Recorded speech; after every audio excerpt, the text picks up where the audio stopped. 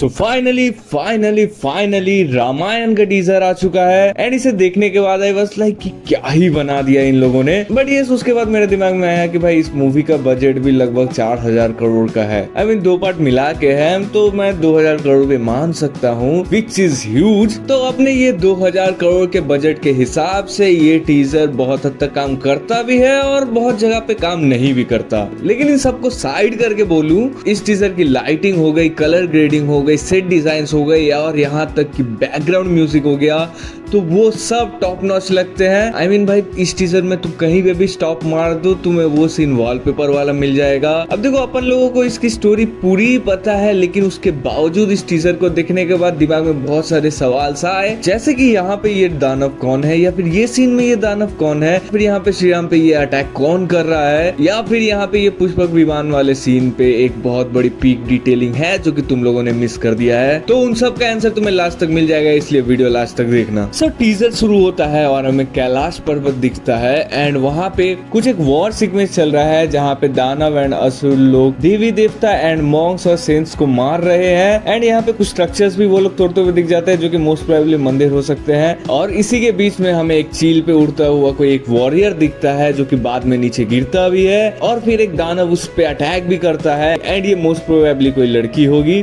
अब देखो ये सीन को टीजर के स्टार्टिंग में देने का यही रीजन था कि एज अ न्यू ऑडियंस जिन्हें इस स्टोरी के बारे में कुछ नहीं पता, तो उन्हें एक रेफरेंस देना था कि यहाँ पे दुनिया में बहुत पाप बढ़ चुका है, यहाँ तक कि देवी देवताओं पे भी अटैक किया जा रहा है। तो उन सबको बचाने के लिए इन लोगों को चाहिए अपना एक सेवियर, जो कि हमें इसके बाद वाले सीन में इसे कॉम्प्लीमेंट करता हुआ दिख जाता है, जहाँ पे थ्रू लाइट ऑफ होप या फिर आशा की किरण में से हमें श्री राम देखने मिलते हैं और वो कैरेक्टर को वैसे यहाँ पे सेटअप किया जाता है। जो कि हाँ भाई ये सीन की लाइटिंग बहुत ज्यादा अच्छी है और इसकी कलर ग्रेडिंग भी यार कितनी अच्छी है कि मैं इसे वॉलपेपर ही लगा लूं।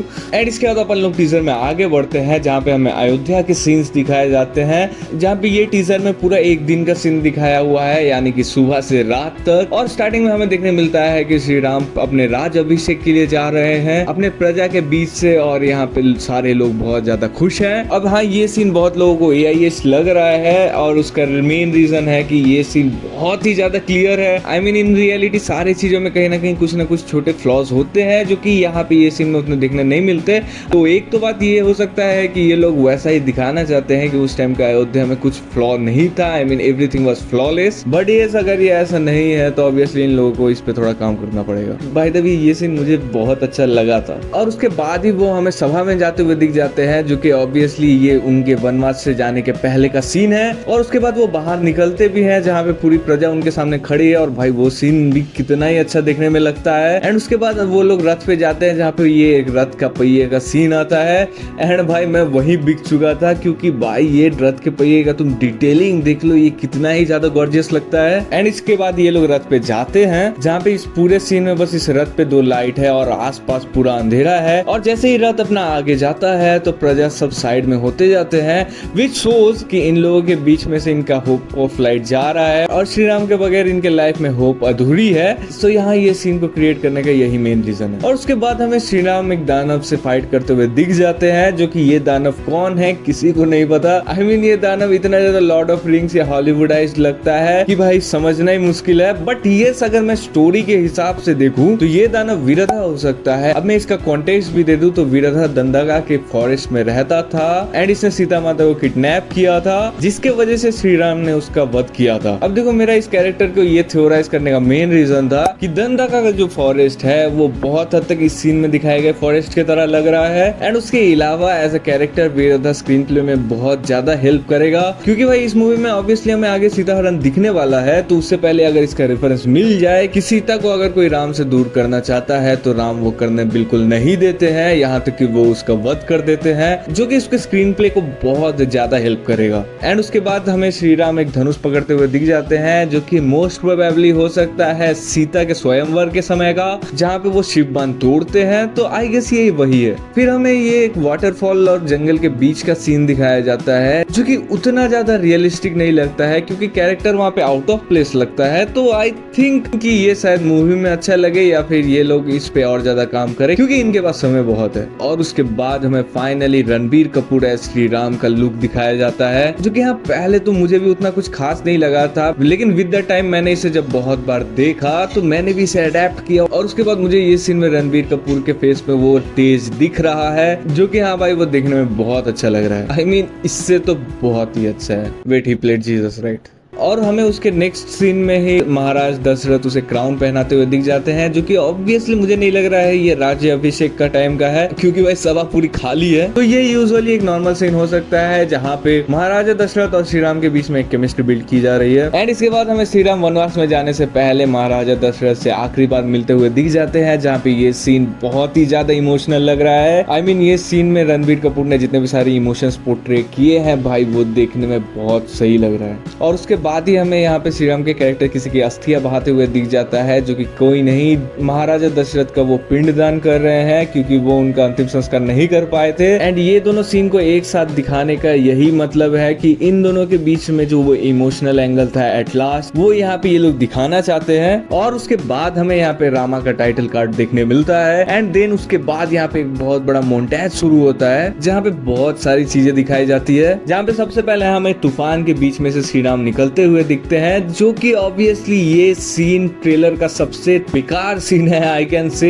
मतलब भाई तुम अगर इसे स्टार प्लस का एक सीन बोलते तो मैं मान भी लूंगा, क्योंकि देखो इन लोगों ने इस सीन को भी बहुत अच्छा बनाया है, बट यहाँ पे कैरेक्टर के ऊपर कोई भी फर्क नहीं पड़ता हुआ दिखता है तूफान की वजह से, जिसके वजह से ये सीन बहुत ही ज्यादा फेक लगता है एंड आउट ऑफ प्लेस लगता है, और इसे ये किसी को पसंद भी नहीं आता है, जिन पे ऑब्वियसली इनको काम करना चाहिए। आई मीन भाई इनके कपड़े या फिर हेयर पे ही थोड़ा मूवमेंट कर लेते। और उसके बाद हमें श्री राम एक और दानव से लड़ते हुए दिख जाते हैं, जो कि कोई नहीं ये ताड़का है। एंड ऑब्वियसली ये उनके गुरुकुल के आने के बाद स्टार्टिंग के कुछ फाइट्स में से एक है, जहाँ पे ऑब्वियसली राम को एज अ वॉरियर थोड़ा बिल्ड किया जाता है। और उसके बाद आता है ये सबसे ज्यादा डिटेलिंग वाला सीन, जहाँ पे श्री राम के ऊपर कोई एक्स से अटैक करता है। एंड ऑब्वियसली ये एक्स का नाम है परशु, जो कि परशुराम की एक्स है। अब हाँ तुम सोच सकते हो कि यहाँ पे परशुराम कैसे आए, तो सीता माता के स्वयंवर के बाद जब श्री राम शिवबान को तोड़ के वापस अयोध्या जाते हैं, तो परशुराम उनसे क्रोधित हो जाते हैं और उन्हें बीच रास्ते में ही रोक देते हैं। एंड वो गुस्से से उन्हें चैलेंज करते हैं, बट एट लास्ट उन्हें समझ में आ जाता है कि श्री राम कोई नहीं विष्णु का एक और अवतार है,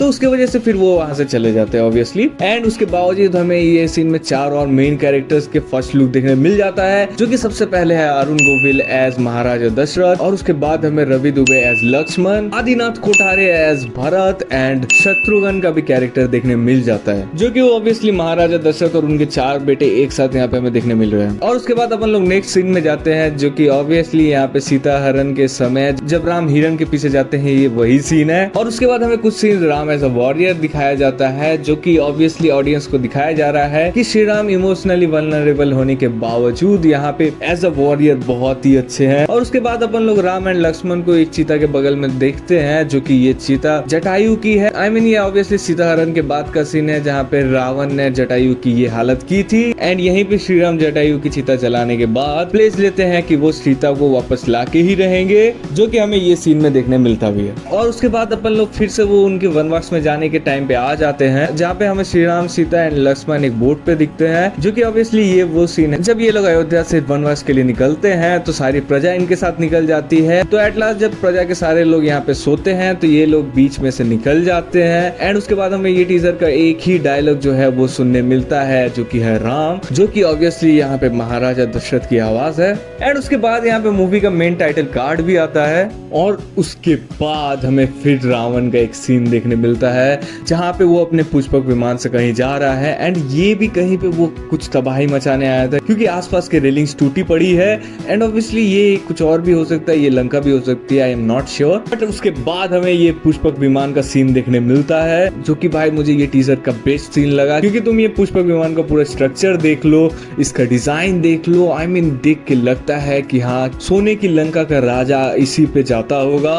और उसके बावजूद पुष्पक विमान के जितने भी सारे कैरेक्टरिस्टिक्स हैं, इसे देख के लगता है कि हाँ भाई ये वैसा हो सकता है। इसके अलावा यहाँ पे इन्होंने जो इसे म्यूजिक दिया है, आई मीन इसका जो चलने का साउंड है वो भी बहुत ज्यादा रियलिस्टिक लगता है, जो कि इसे और भी ज्यादा कॉम्प्लीमेंट करता है। अब हाँ देखो, इस सीन में एक पीक डिटेलिंग की बात कर दूं तो यहाँ पे तुम्हें रावण दिखते हुए मिल जाएगा और उसके साथ ही इसके अंदर तुम्हें सीता माता भी दिखने मिल जाएगी, जो कि ऑब्वियसली ये वो सीन ही होने वाला है जब रावण सीता हरण करने के बाद लंका पे वापस जाएगा। एंड उसके साथ ही ये टीजर खत्म हो जाता है, जो कि भाई मुझे ये टीजर बहुत ही अच्छा लगा। I mean it has flaws है और इसके बारे में अपन लोग नेक्स्ट वीडियो में बात करेंगे, कहाँ पे ये लोग गलत है और कितना ही गलत है। सो वो देखना है तो चैनल को सब्सक्राइब कर दो। एंड देखो वीडियो में इतनी सारी डिटेलिंग्स थी, तो अगर वो अच्छा लगा हो तो वीडियो को लाइक कर देना, और अगर मैंने कुछ डिटेलिंग मिस कर दी हो तो कमेंट करके बताओ, या फिर तुम्हें इस टीजर के बारे में कुछ बोलना है तो वो भी कमेंट कर देना। और चैनल को ऑब्वियसली सब्सक्राइब कर दो ऐसे ही ब्रेकडाउन्स देखने के लिए। एंड यस, मैं बहुत दिनों से डेड था, पता नहीं अभी भी